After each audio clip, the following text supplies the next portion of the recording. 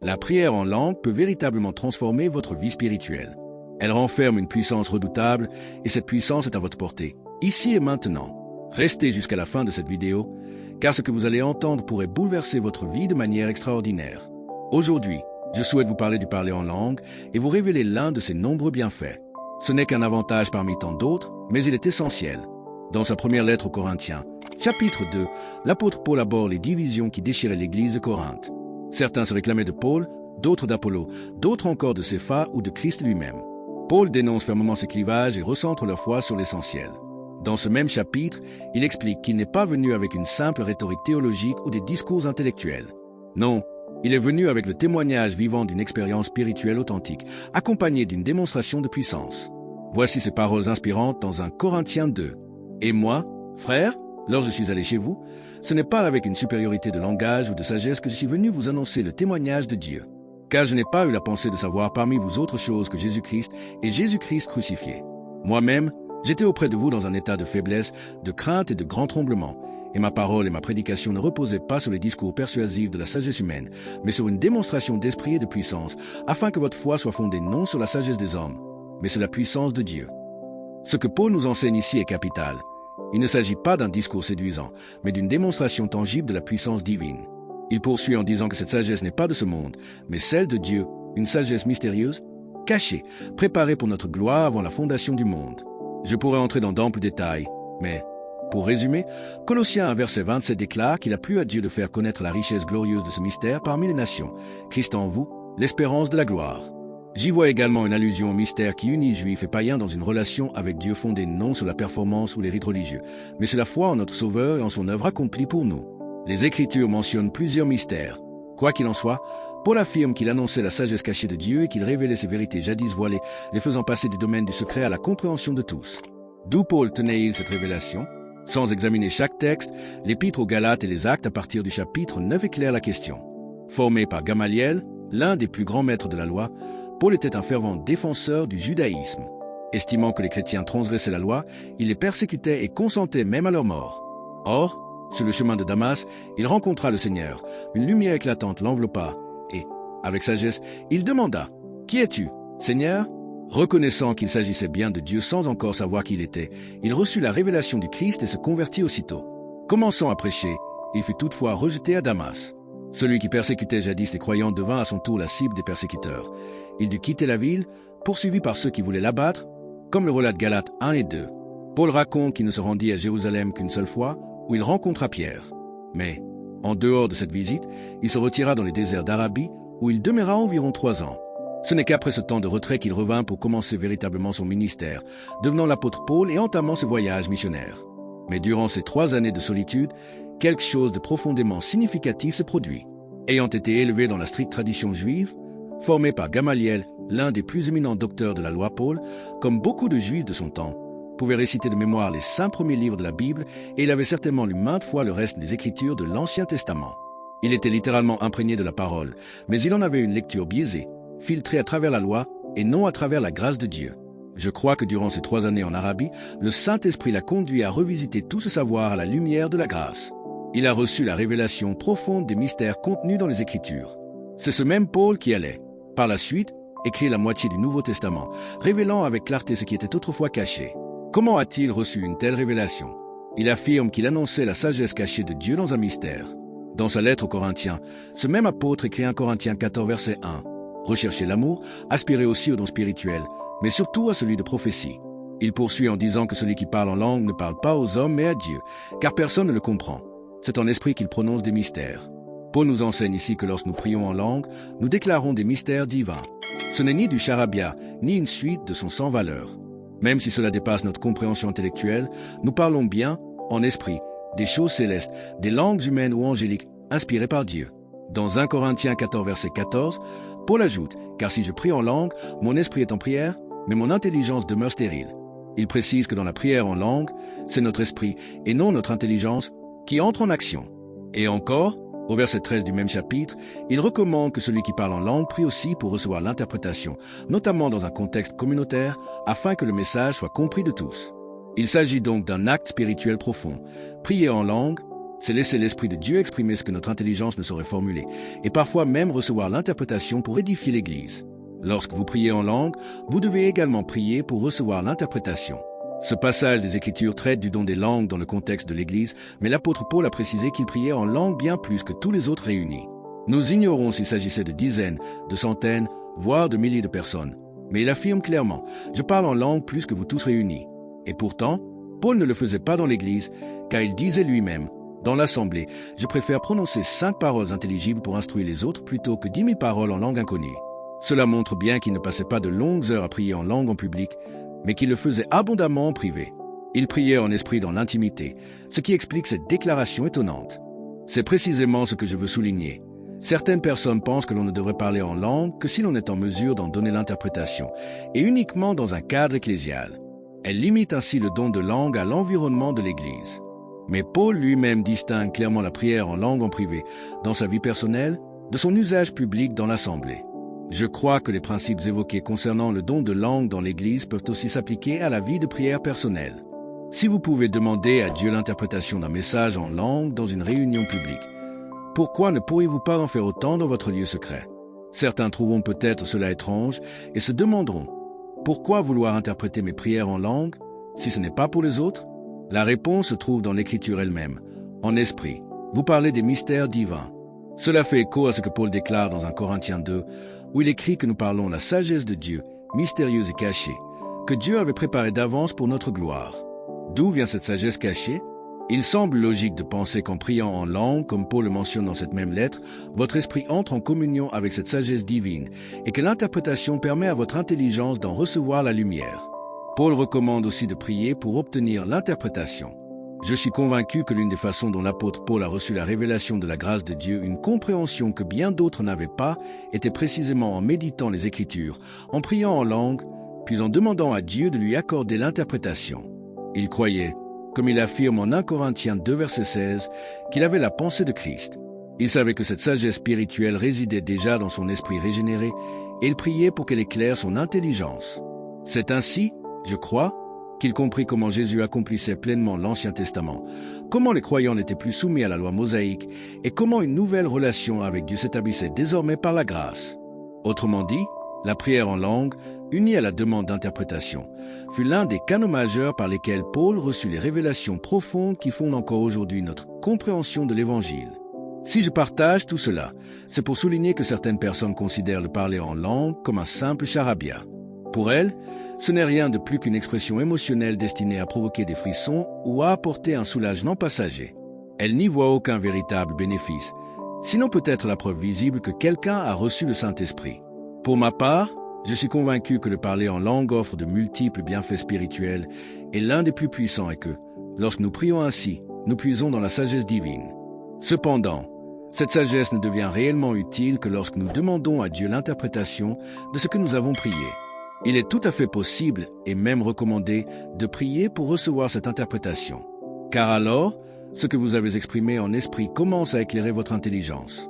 Je pourrais vous raconter d'innombrables moments de ma vie où, dans des temps de prière, j'ai demandé à Dieu la sagesse et je ne l'ai pas reçue par le biais de ma pensée naturelle.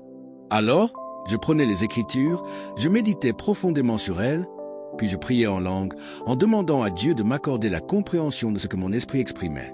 Je ne saurais vous dire combien de fois cela s'est produit, mais c'est comme si, soudainement, une lumière intérieure s'allumait. Ce qui était flou devenait limpide. Ma compréhension s'ouvrait et je voyais les choses sous un angle entièrement nouveau. Certains me diront peut-être, comment être sûr que cela vient de Dieu? Et je comprends que cela puisse sembler subjectif. Mais je peux affirmer avec assurance que j'ai vu des choses extraordinaires se produire, des réponses concrètes, des directions précises. Pour moi, cela ne fait aucun doute. Ces révélations sont venues en priant en langue, puis en demandant l'interprétation à Dieu. Je vous donne un exemple concret, le bâtiment dans lequel je me trouve actuellement. Nous l'avons acheté en 2002 pour 3,2 millions de dollars. J'ai dû contracter un prêt pour l'acquérir, mais il fallait encore 3,2 millions supplémentaires pour le rénover, car à l'origine, ce n'était qu'un entrepôt vide. On m'avait assuré que l'argent serait disponible la semaine suivante, mais il n'est jamais venu. Pendant 9 mois, notre école biblique était à l'étroit et nous avions un besoin urgent de cet espace. Pourtant, impossible d'obtenir le prêt nécessaire à la rénovation. C'était une situation frustrante. À un moment, j'ai compris qu'il y avait un blocage quelque part. Alors, j'ai décidé de prier en langue, avec persévérance, en demandant à Dieu de m'interpréter ce que mon esprit déclarait. Sur ma propriété, j'avais un sentier que j'avais fait aménager, je m'y suis engagé en priant en langue. Je n'avais même pas marché 5 minutes que j'ai senti au fond de moi que quelque chose ne tournait pas rond. Ce n'était pas ainsi que Dieu voulait que les choses se déroulent. En priant, je croyais de tout mon cœur que j'étais en train d'intercéder dans la sagesse cachée de Dieu et que j'en recevrais la révélation. C'est alors, presque instantanément, que le Saint-Esprit m'a rappelé une prophétie qu'un ami m'avait adressée, une parole précise, et qui concernait directement ce projet de construction. Un ami m'avait transmis une parole prophétique. « Tu n'auras pas besoin de banque, car tu as déjà une banque. » Sur le moment, cette déclaration m'a interpellé. Je me suis demandé quelle banque j'aurais bien pu avoir. Puis il a ajouté « Tes partenaires sont ta banque. Tu n'auras pas besoin de contracter un prêt. Tu réaliseras ce projet sans dette et Dieu pourvoira de manière surnaturelle. » À l'époque, cette parole m'avait réjoui, mais pour une raison que j'ignore, je ne l'avais pas pleinement intégrée. Je n'avais pas saisi toute sa portée. Je continuais donc d'attendre l'approbation d'un prêt pour commencer les travaux de construction. Mais un jour, en priant en langue et en demandant au Seigneur l'interprétation, cette prophétie m'est revenue avec force. C'était comme si Dieu me disait clairement « Je t'ai déjà parlé. Je ne veux pas que tu t'endettes. Je veux que tu fasses ce projet en marchant par la foi, sans emprunt. » Cela peut ne pas vous sembler extraordinaire, mais à l'époque, c'était en 2002. Le défi était immense. Le bâtiment en question avait coûté 3,2 millions de dollars et il en fallait autant pour le rénover, puisqu'il ne s'agissait à l'origine que d'un simple entrepôt vide. À la vitesse à laquelle nous économisions, il nous aurait fallu des décennies, voire un siècle ou deux, pour réunir une telle somme. Je savais que la Bible nous enseigne à compter le coût avant de bâtir, de peur qu'après avoir commencé, on ne puisse achever et qu'on devienne la risée de tous. Même si je ressentais profondément que Dieu m'avait parlé et m'avait donné l'interprétation de ma prière en langue, j'ai décidé de faire les calculs. J'ai donc pris les économies disponibles et évalué le montant qui nous manquait pour atteindre les 3,2 millions de dollars. Le résultat était clair. Humainement, c'était impossible. Ce choix allait tout changer. Si je décidais de construire sans dette, je devais être certain que c'était bien Dieu qui m'avait parlé. Car s'il ne s'agissait que de ma propre volonté mal discernée, cela aurait pu ruiner notre école biblique, voire tout notre ministère. Conscient de l'enjeu, j'ai prié avec insistance pendant 2 semaines. Et plus je priais, plus je sentais, au fond de moi, que c'était bien la volonté de Dieu. Le désir de réaliser ce projet sans dette ne cessait de grandir dans mon cœur. Finalement, j'ai pris ma décision. Je suis allé voir David Ardesti et je lui ai dit « Si l'un des prêteurs à qui nous avons soumis une demande revient pour nous accorder un prêt, je refuserai. » J'ai pris la décision de faire cela sans dette. Le lendemain, un représentant d'une institution financière est venu nous annoncer que notre demande de prêt de 4 millions de dollars avait été approuvée. Je lui ai répondu simplement « Vous arrivez un jour trop tard. » Et je n'ai pas pris ce prêt. Je m'étais engagé devant Dieu à réaliser ce projet sans emprunter. Et en l'espace de 14 mois, le bâtiment a été entièrement terminé. Non seulement Dieu a pourvu aux 3,2 millions nécessaires pour les rénovations, mais il a fait en plus de toutes nos dépenses habituelles. Cela reste à ce jour l'une des plus grandes démonstrations de provision surnaturelle que j'ai jamais vécues. Ce qui s'est produit était véritablement surnaturel. Et savez-vous comment tout cela s'est concrétisé? Par la prière en langue, dans la foi que mon esprit possède l'intelligence de Christ, comme le déclare 1 Corinthiens 2, verset 16. Lorsque je prie en langue, c'est mon esprit, la partie de moi qui est unie à Christ et qui porte sa sagesse, qui s'exprime. 1 Corinthiens 14, verset 14 précise que lorsque je prie en langue, mon esprit est en prière, même si mon intelligence reste sans fruit. C'est pourquoi, selon le verset 13 du même chapitre, je prie également pour recevoir l'interprétation. Et Dieu, fidèle, me donne cette interprétation en me communiquant sa sagesse. Cette pratique m'a permis de prendre certaines des meilleures décisions de ma vie. Je pourrais vous citer des centaines d'exemples similaires. Jésus a dit, dans Jean 16, verset 13, que le Saint-Esprit nous annoncera les choses à venir. Comment fait-il cela? Il peut se manifester de plusieurs manières, mais l'une d'elles est la suivante. Votre esprit régénéré, uni à Christ, connaît déjà ces choses. Il suffit de prier en langue, de croire que Dieu vous révélera leur sens, et l'interprétation vous sera donnée. Dieu vous éclairera. Permettez-moi une précision importante.